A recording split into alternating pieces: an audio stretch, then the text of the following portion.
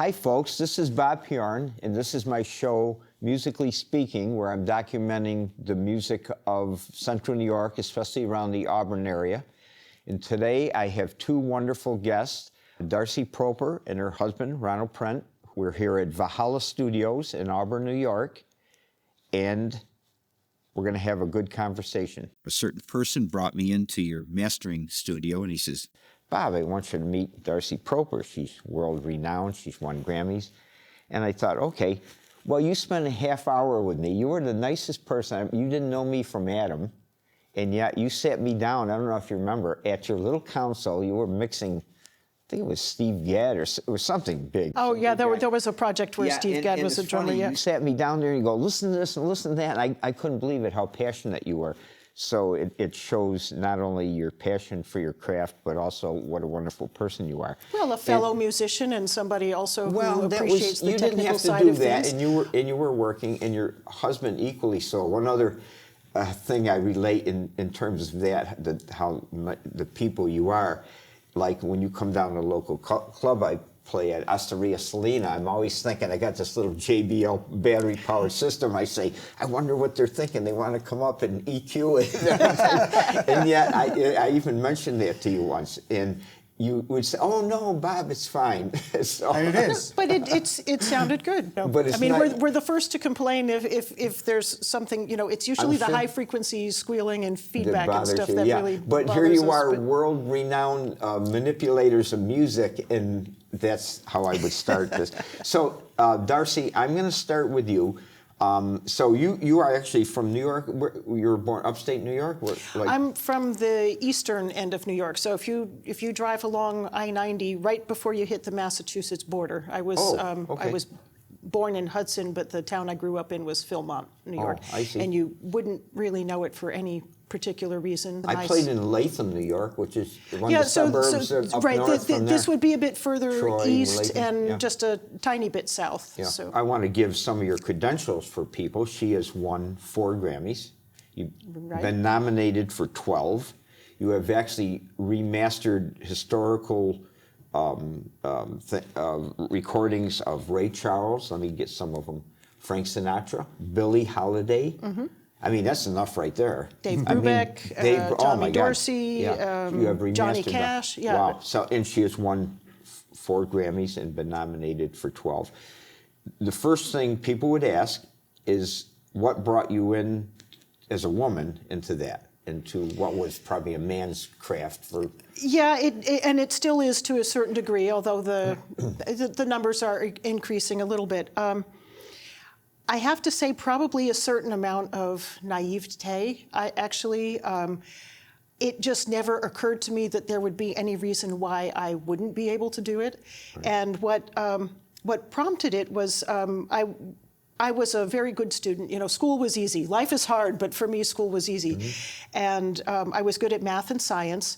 I loved music. I played clarinet and saxophone and, noodled a little bit on the piano or organ. Mm-hmm. But I knew that I lacked sort of the confidence and the drive to be a professional musician. As much as I loved music, I didn't see me putting myself out there doing that. Mm-hmm. And every year our high school band put on a rock and roll show where, all the kids who wanted to in the school would perform historic rock and roll songs and that kind of stuff. So a little break from the typical concert band kind of thing.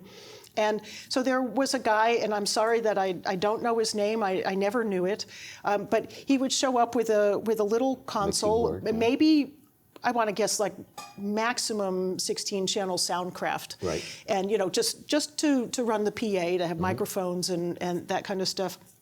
And so while the rehearsals were going on and that kind of thing, I sort of stood behind him and kind of looked, and I saw all the VU meters going and the lights and the knobs and that kind of thing. And I was like, what is this? What is it called, what you're doing here? And he said, well, I'm a sound engineer. So I looked up sound engineering and spoke with my guidance counselor, and there weren't that many schools offering bachelor's programs in, that included a focus in sound engineering. And ended up at NYU, but it was really just because of that. Wow, that looks cool with the Was it because lights you and the could buttons control things and manipulate well, things?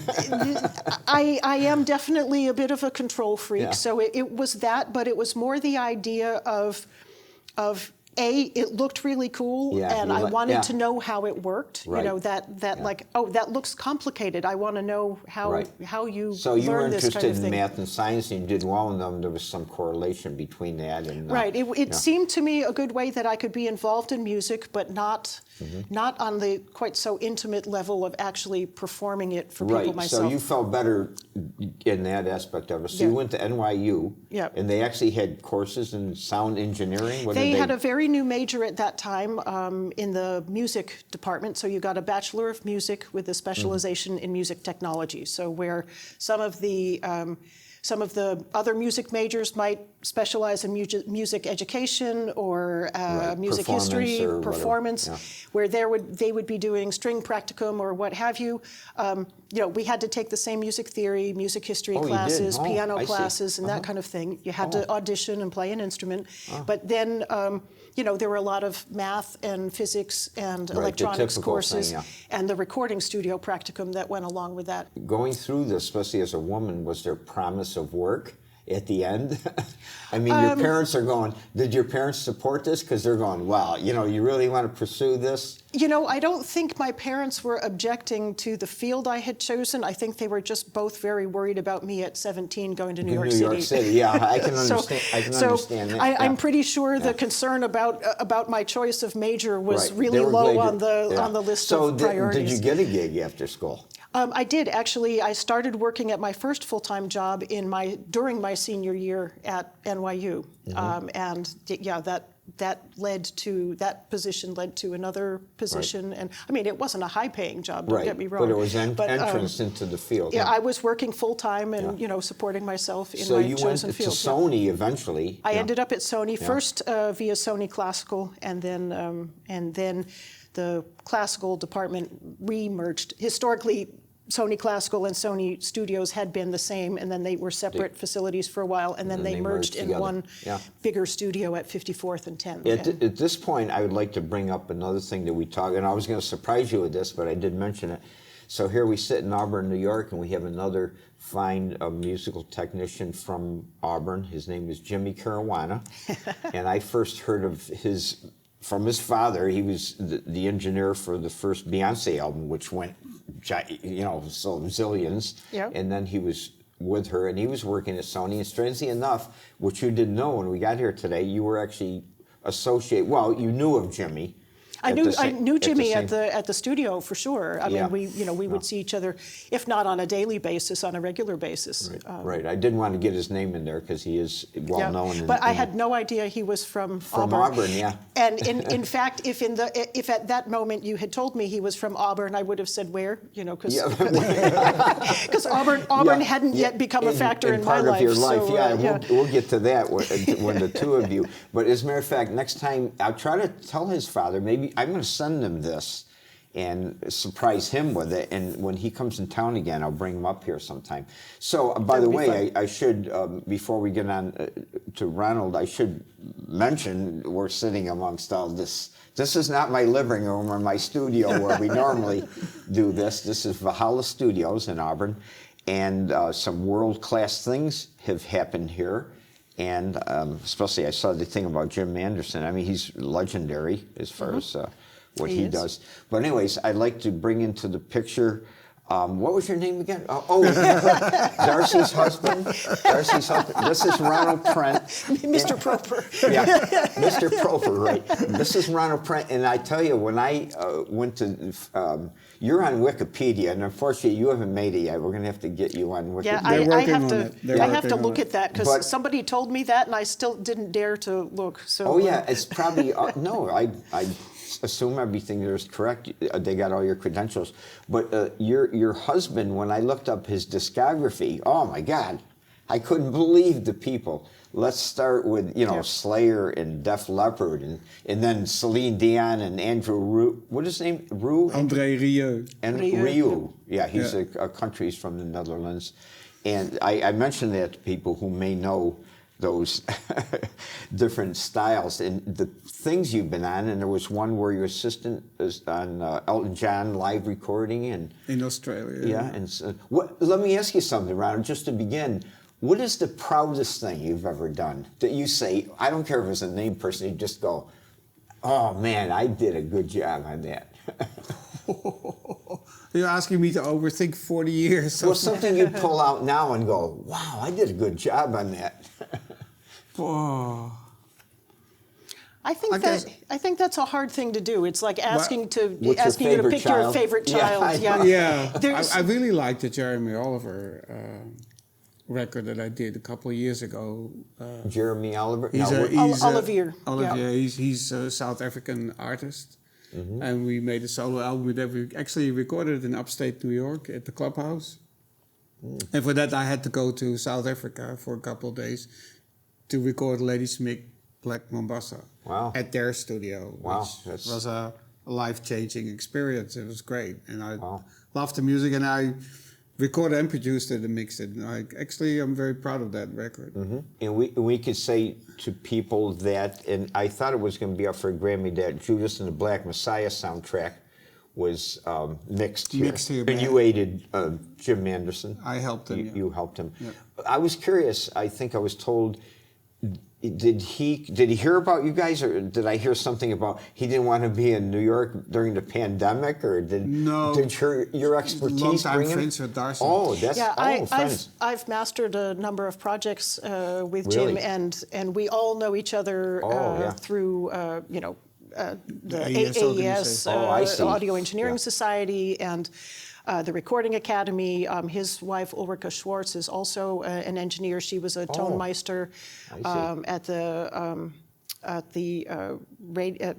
Bayerische Rundfunk, the radio station in Munich, the big public radio station there. So, you were friends. So we all knew each other, and this was way back when I was at Sony and Ronald was at Galaxy in Belgium, and so I had done projects with Jim, and it was mid-COVID when that project I remember when he was came up there. Yeah. And very often Jim would have worked at what was then Avatar Studios, the former power station that's now the Berkeley Power Station, or he would travel out to Skywalker Ranch, Skywalker Studios in Marin County. Oh, really? Wow. But obviously, traveling during those times, and with that distance, your held a lot of risks. And COVID, so they knew about this place because Ronald and I had moved here, and we'd been telling them about it in professional circles.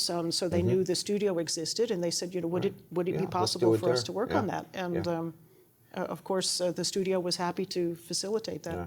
It was I got to admit, I'm a big jazz fan. It was a very strange mix of different sounds. And I'm sure it suited the thing.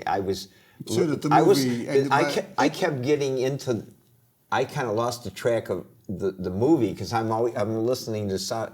I got it, and I was listening to all the sounds. They said, oh, I know the guy that was turning some of the knobs on that, and so on. All the classical parts and all the orchestra parts he recorded also in New York. Yeah, they were recorded in New York. But they don't choose the music. The director chooses the music and the style of music and how weird it has to be or not. Right. And it was an intense film, so it was. makes sense that the I music only was watched it one time. And I learned a lot. I mean, I'm sure it's basically true. You can't get away with too much, and it's kind of scary that all that happened. So I would recommend it to people. Judas and the Black Messiah. If you didn't, I thought it was going to be up for a Grammy. Was it? It was kind of nominated, or did it? It was nominated, yeah. Yeah, and it just didn't make it to the final cut of things. Well, the movie wasn't nominated for a Grammy, but the sound may have been nominated for an Emmy. Oh, I see what you're saying. Yeah, I did see it was nominated for some things. For a film award. I don't think, No, it wasn't for a Grammy. It wasn't for a Grammy. It was for an Academy Award. Yeah, Academy Award, right, that's right. Yeah. Now, Darcy, let's get to what you do. You're going to explain to people, and me, because I don't quite understand. Although I remember going in your little studio there when you were showing me what you did, and And I mean, you could hear hair growing in there. It was like such a quiet little room. I wish I could live there. Tell people what your expertise is and what mastering is for those who don't understand that. It has been described by one of my well-known colleagues, Bob Katz, as the last step in the creative process and the first step in the manufacturing process in a music production. So, you know, before you release a music production, of course, you have to have somebody who writes the songs. You know, you need performers to perform them. They have to rehearse and all of that. It gets recorded by the recording engineer, and at that point, it's typically these days in a lot of different tracks. You know, one track or several for the guitars and for the vocals and for the drums and the bass. So it's not a final mix at that point? It's not... When I get it, it's a final mix. Oh, it so is. when That's it's what I thought. when it's Yeah. been recorded, Okay. it's a bunch of tracks, and then Right. the mix engineer, that would be Ronald is a recording and a mixing engineer. Somebody like Ronald would work at a big desk like this, or Right. could be a big desk built inside a workstation, and they combine that.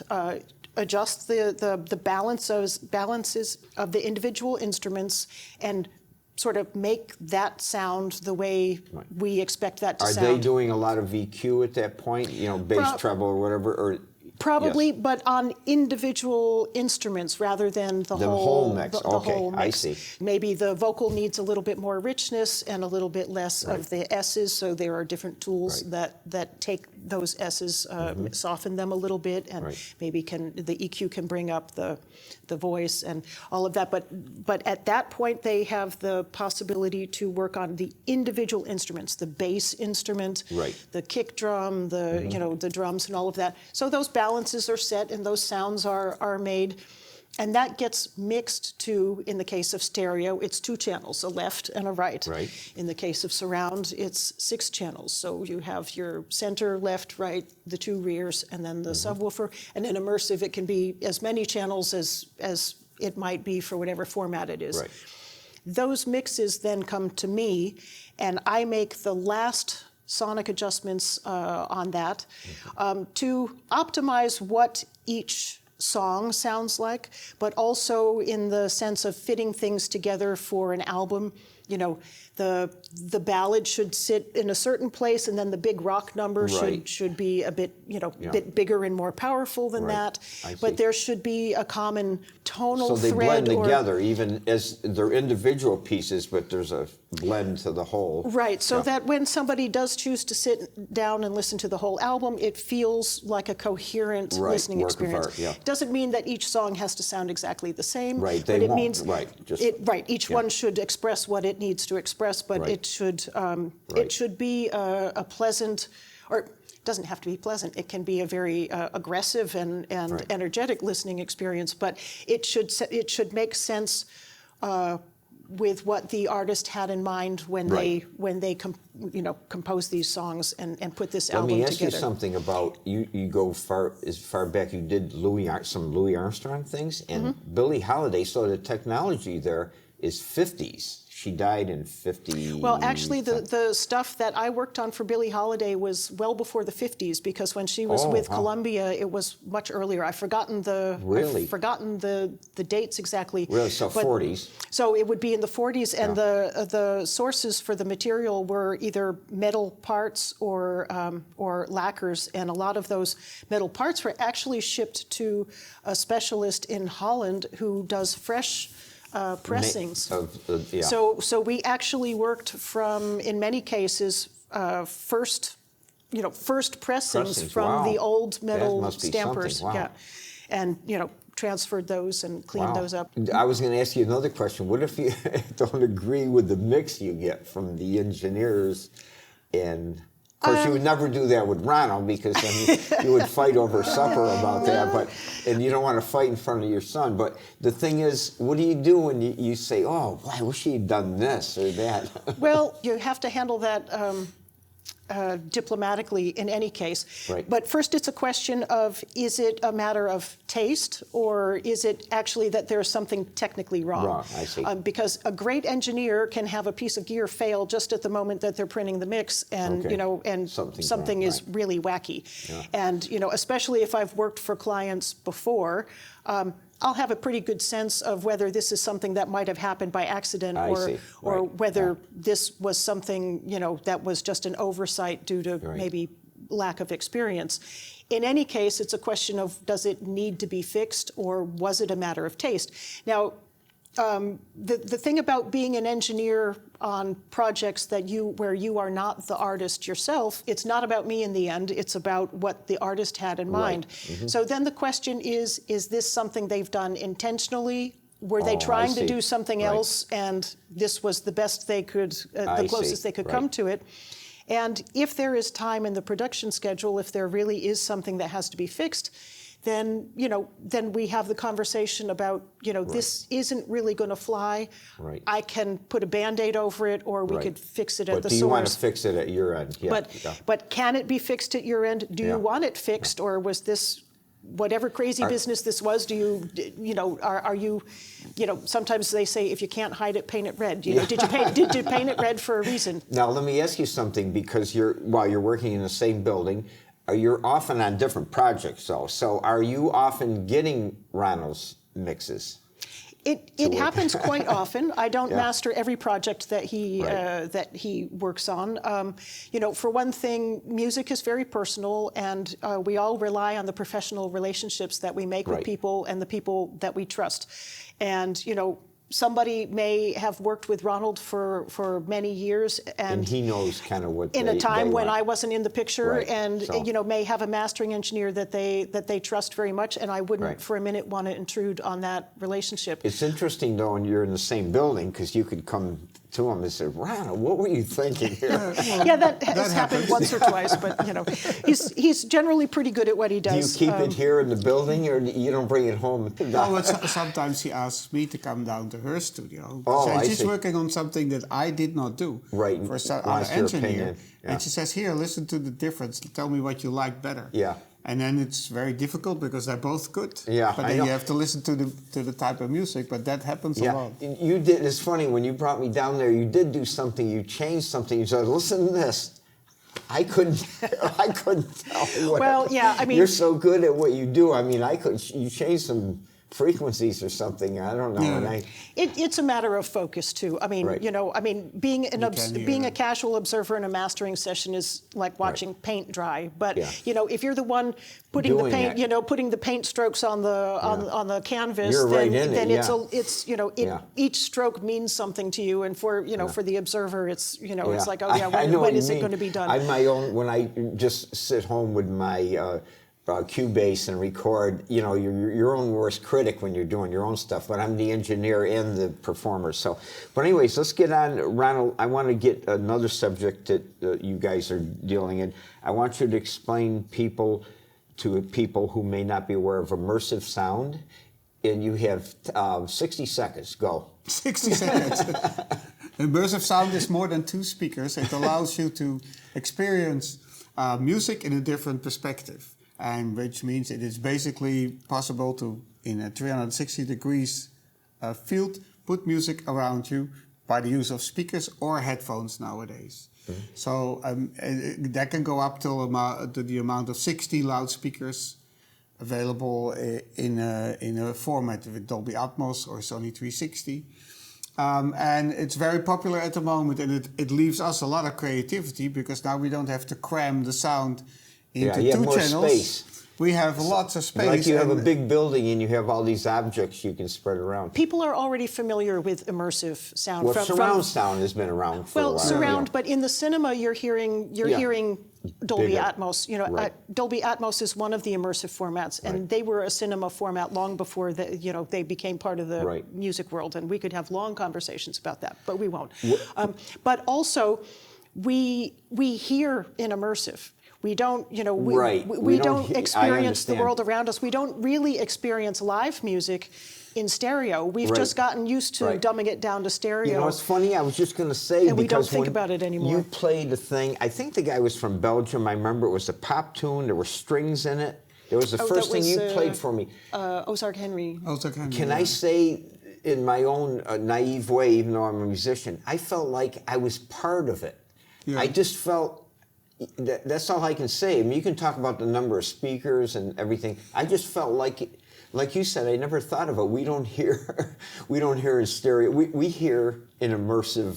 Right. We're Yeah. immersed in our environment, so immersive And sound. particularly as a musician, you are immersed Immersed in totally, yeah. the music that Right. you're playing yourself. That was my feeling. I sat or stood here and you played this thing, and I just felt like it was in me. It wasn't there. It wasn't and that's there. the idea. And that's the idea. Yeah, it was real. I mean, and what's cool about something like that, especially when it involves an orchestra, it can feel very natural once you get used to it. Yes. But it's actually creating a listening experience that doesn't exist in real In life. real life, yeah. Because if you are in an orchestra, The if you are environment, in yeah. a band, you don't get this perfect balance of Right, instruments. yeah. If the trombones are sitting behind Right. you, you're getting a To lot blow of your head off. trombone, And the you're not building and the right, and you're not surfaces, hearing right. anything from the harp Yeah. that's over on the other side of the room.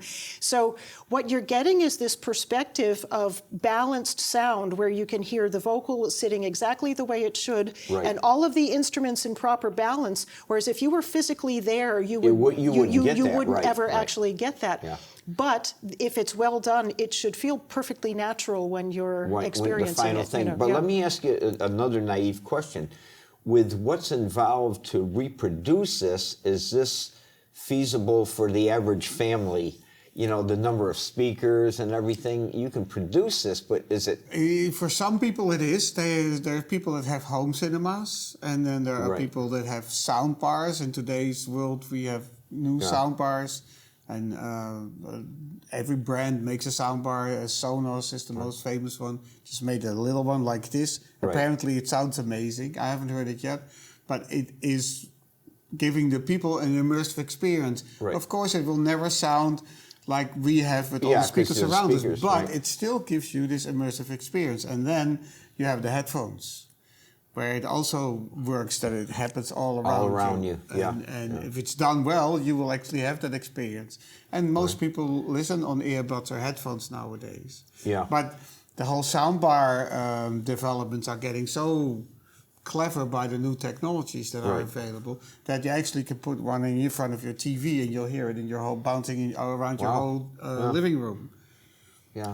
And those are they're between $300 and $500. So Okay, so they're they not come out in of a the- price Yeah. range that people will think about it. Yeah, I definitely will. And I- it's really a cool experience. Yeah, yeah. Now, I should have done my homework on this. So Should in Pioneer California. something new? I saw it, but I didn't catch all the particulars. No, I helped realize a plugin, which is a tool that we use in computer world in workstations to manipulate sound in compression and limiting technology.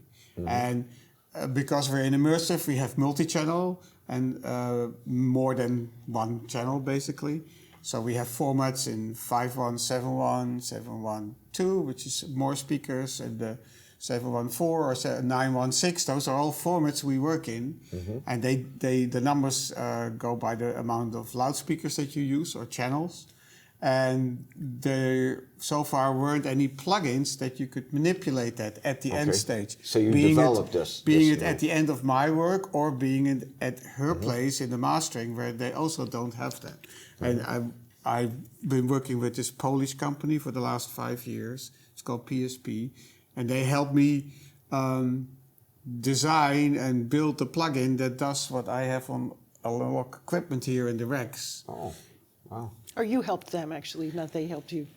Well, yeah, I helped them, but they helped me He wasn't do it. there doing the coding. Yeah. And They do that the kind of coding, stuff. I can't do you that. Came, you came up with the idea and everything. Oh, Ronald, I asked Darcy how she got into it, and she just wanted to get behind that soundboard and show those guys she could do it too, and she did. So you were in the Netherlands at the time, I'm assuming. How'd you get started How with long us? is your show? Yeah, as long as you want to make it. There's some initiating thing, though, that made you start. Well, a friend of mine worked at what they call a broadcasting company for hospitals. So it's voluntarily based, you know. And they made radio programs where people could ask for music and they would play it and present Just it. in the hospital? In the hospital. In the hospital, It wasn't okay. live, it was all taped. I see. And so he took me there a couple of times over the weekend and said, "Yeah, you got to see this. This is fun." And I saw what the guy behind the console was doing, and I said to him, "Can I do that?" And, "No, you're too young." Said, Now, "Well, how old wanna were do you that." at this point? I was 14. Yeah, 14. Isn't that what you said you were about? You said you were a teenager. Yeah, I would have been 15, 16, isn't that something like something? that. Both Yeah. the same 14. age. So you're when I was 16, I got to do that. You know, you're in school, and my friend moved to one of the major national broadcasters as a radio editor and doing a news show and a very popular show for. I'm trying to translate all that from Dutch to Dutch. English.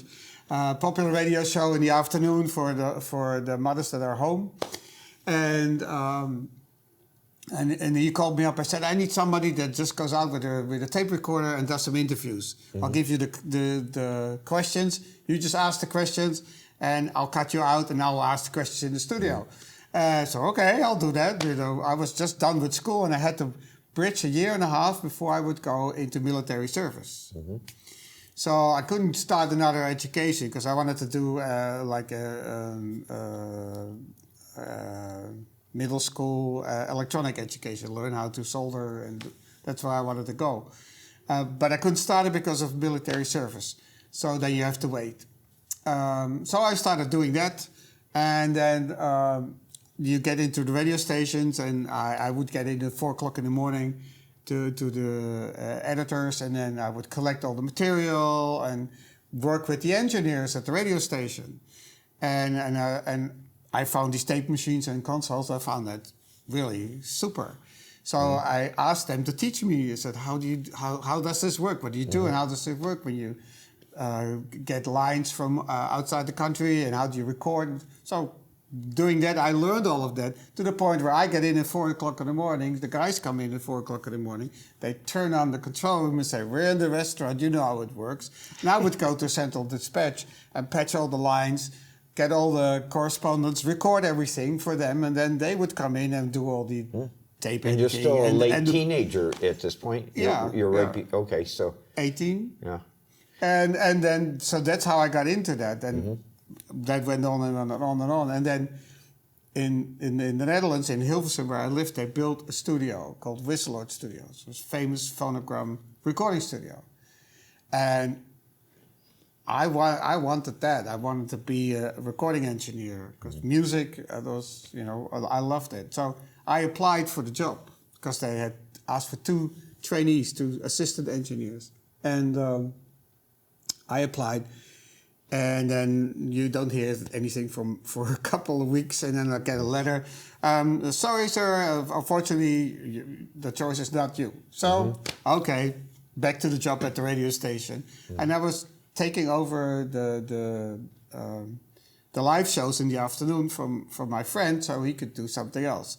So I was sitting there being the director, and there's a phone in front of me. That is a direct line to me if any of the correspondents wants to talk to me when there's something going on. So that phone rings. And so I pick up the phone and says, what's wrong? What's going on? And it's the guy from the studios who got the phone number from my friend, who he called, and said, "Why didn't you show up for your interview?" Oh. I said, "What do you mean interview?" "Well, you know, for the records, for Wisseloord Studios." I said, "Well, I got a letter that said sorry." So I passed. No, that's wrong. "Yeah, can you come here now?" I said, "No, I'm in the middle of a radio show. I'm done at 5 o'clock. Well, can you be here 5:15? I said, "Yeah," because it was only 5 minutes from the studio. So I went there, and totally flabbergasted. And the guy said, "Well, we're sorry about the letter, but you're one of 2 candidates, and we really if you do a psychological test and you pass, you got the job. And that's like, I walked out 10 minutes later going, oh, okay. Wow. I did the test. And I got the job. I became assistant. Yeah, the psychological test was, are you crazy enough to want to work in the music industry? No, it was for Philips. Philips is a big company. He got in, yeah. And so you had to do that. That's procedure. But then that's where I started my career as a sound engineer. That's where I learned it. So you were probably an assistant. I'm sure they didn't give you big projects right away. Oh, no. I was the assistant for 2 years. Right. I just did coffee, tea, cables. Right. You get in 2 hours before the session, you leave 2 hours after the session. Right. And you do everything that's... And very often the 2 hours after the session runs into the 2 hours before the session, so you're just So there. sometimes you really didn't... I sleep at the couch in the studio. Oh, really? All You were all into the it. rock and roll stuff. Oh, yeah. Let me ask you something. What was like the first big project you got where you go, oh my God, I can't believe this is happening. I'm recording them. I can tell you that. I was on my holiday. I had a 2-week break. And I would... The only reason I could do this is check in with the studio at the end of the week if we need you or not. Otherwise, you can stay another week. So I was not too far away, so I call in after a week and say, anything up for next week? Well, yeah, we'd like you to come in because there's a band coming from England and we need an assistant engineer. I said, okay, who is it? So we can't tell you yet because it's not sure, but we want you to come in and you got to be, it's probably 2 months, non-stop. Okay, because those days sessions were a month or 2 months or longer even. Right. I spent 5 months with Elton John in the studio. And so I go back over the weekend and go in on Monday. And I said, yeah, the truck's coming tomorrow and you're going to assist the next record of The Police. Wow. Okay. I wasn't really prepared for that. Spent 2 months with them and they recorded Senyata Mondata. Oh, I love Sting. Just as a sidebar, I mean, what kind of person was he?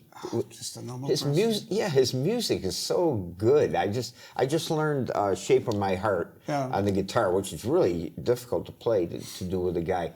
But and nothing sticks in your mind. But just a regular guy. Well, he, for instance, he would jog every day, and Whistler Studios is in the woods. Oh, I see. Right. So there were houses around it, but there was a parking lot, and there was a lot of woods around it.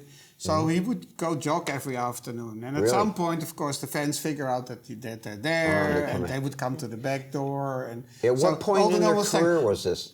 I was assistant engineer. I was 2 years. No, I'm saying, what recording of theirs was this? It's what stage of the Police career? Oh, this is the album Zenyatta Mondata. It's like their highlight.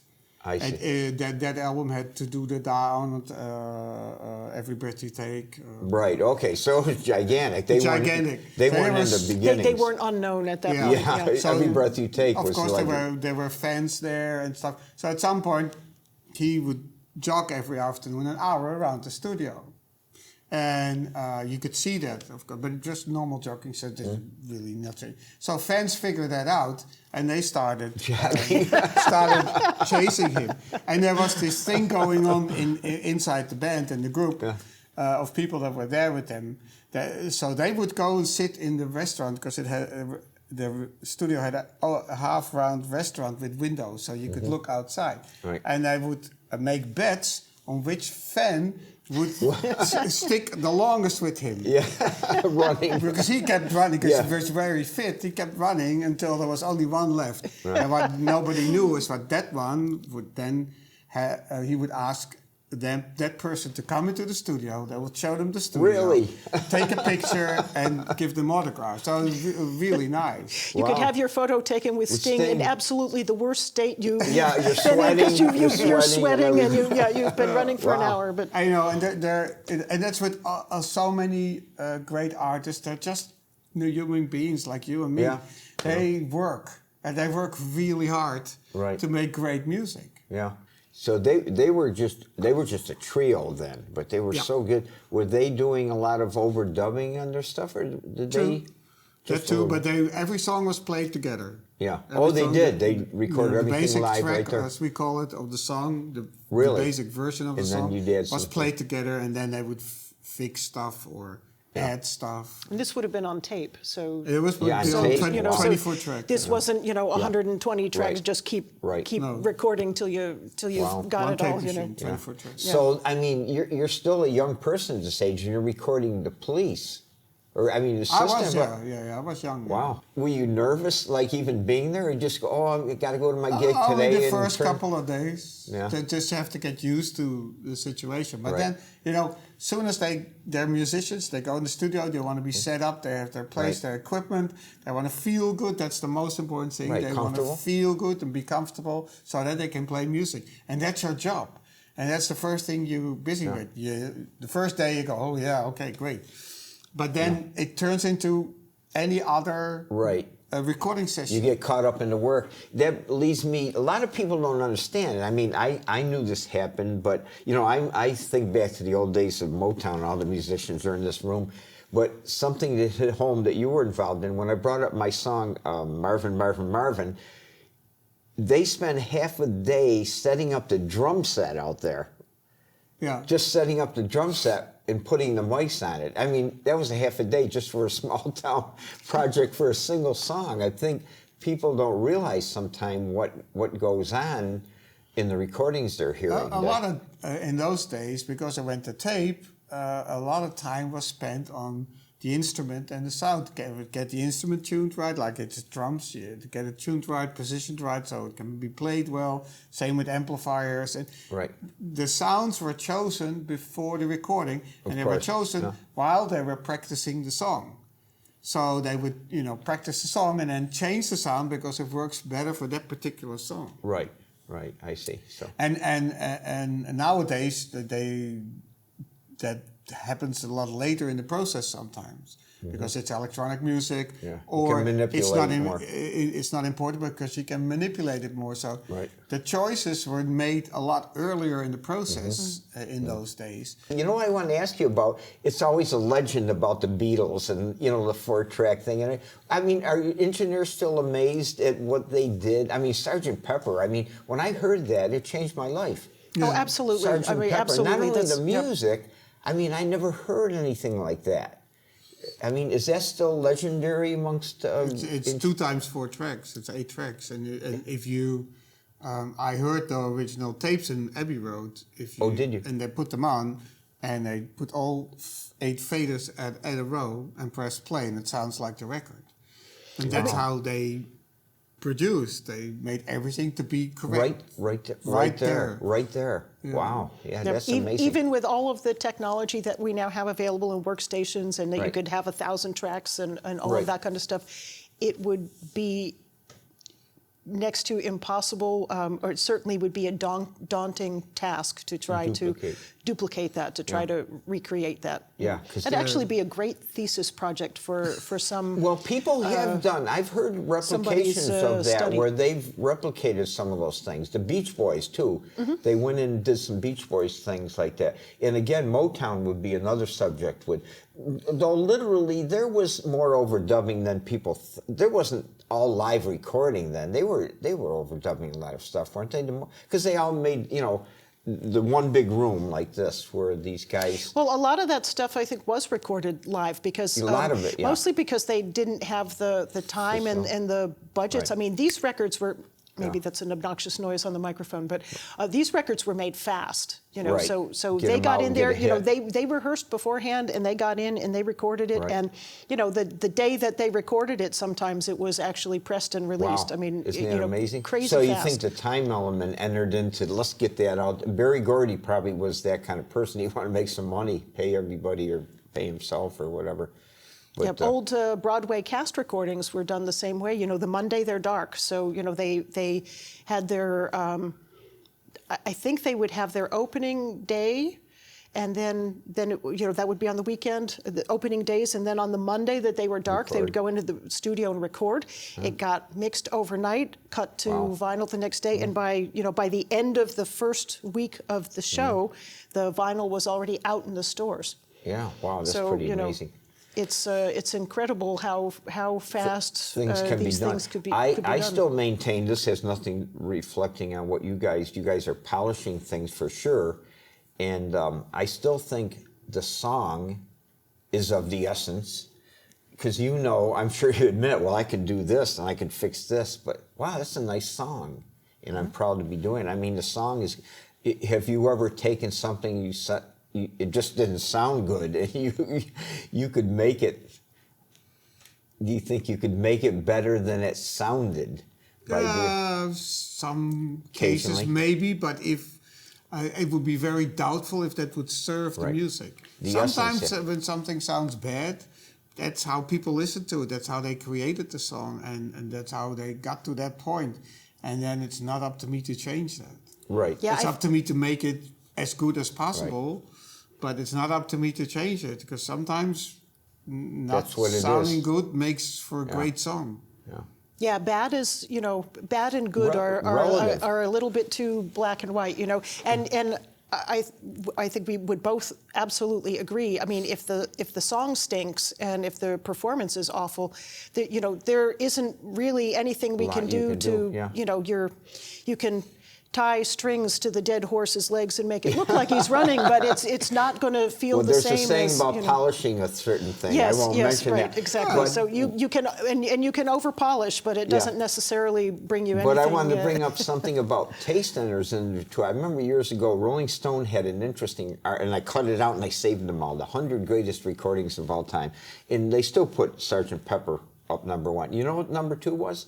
Nevermind the Bollocks by the Sex Pistols. Mm-hmm. And I thought, that's horrible.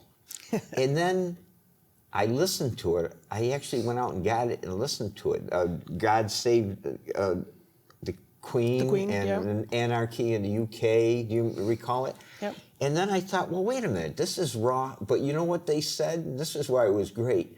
Those guys, who were they? Johnny Rotten and so on. They worked in like a clothing store. And they had gone to see Pink Floyd, who at that time were starting to use big elaborate stage productions, and they said, let's bring rock and roll back down to its basics. Some of the guitars were not really in tune, and it was raw. But you know what? When I listened to it in that aspect, after Sgt. Pepper, I got it. They were bringing rock and roll back down. They were mad because Pink Floyd had got this polished, using saxophones in rock and roll. Well, actually, saxes were used in early rock, but the point that you listen to Nevermind the Bullocks and you go, why would that be #2? But then you put it in relative sort of in perspective, in historic music, perspective. So it's raw. I wouldn't get up in the morning and want to listen to it. You know what I mean? I'm going to make a terrible confession here, but when I was younger, I could not stand Bob Dylan.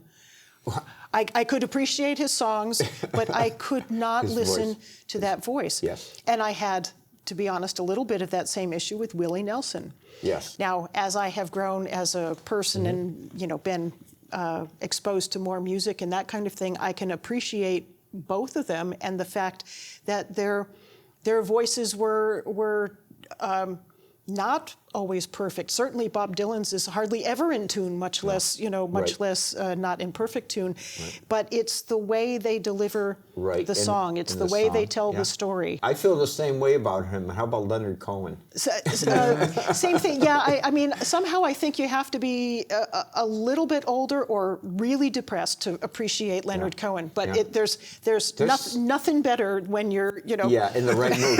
Imagine a trio of Willie Nelson, Leonard Cohen, and Bob Dylan. Then I would kill myself. I think getting those personalities to work it all out might be a challenge. It's interesting you said that, though, because I often tell people when Luciano Pavarotti was still alive, no reflection on him, he was considered the greatest male singer, whatever that is, at least in his field. I used to say to my students, they would often corner me and say, what do you think of this or that? And I say, I'd rather listen to Willie Nelson sing a song than Luciano Pavarotti, only because I felt like Willie Nelson spoke to me. Remember he did the Stardust album? Do you remember that? That is one of my favorite albums Is it really? of all time. See, you know, he was not as good as all those people. I worked with Michael Feinstein for some shows. He's, you know, he won't even let you change the words to something. He's mad at Frank Sinatra because but Willie Nelson sounds like a truck driver singing but there's something more real about it. That was the album that made me go back and rethink my opinion of Willie Nelson.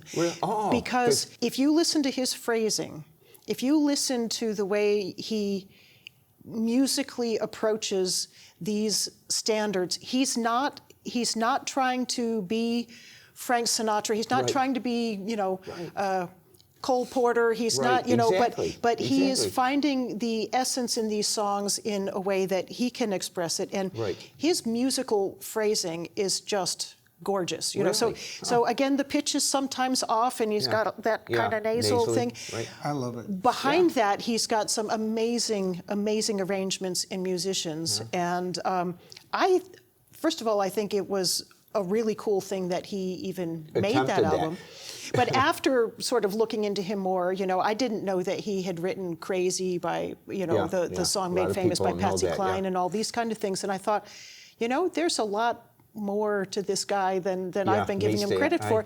And it made me be able to listen to, you know, some of the stuff that he's famous for with, you know, with a different set of ears. Wow, that's interesting that you brought that up, because I love that album too. And if I tell people that, you know, Bob Dylan's another case, but I just can't get used to that gravelly voice. But I think he's a great poet, and he's written some great songs. Some of his songs are just beautiful. Yeah, I wish I could think of the name of the song, and I won't be able to do it right now. It was a song recently made famous by Garth Brooks and also Adele.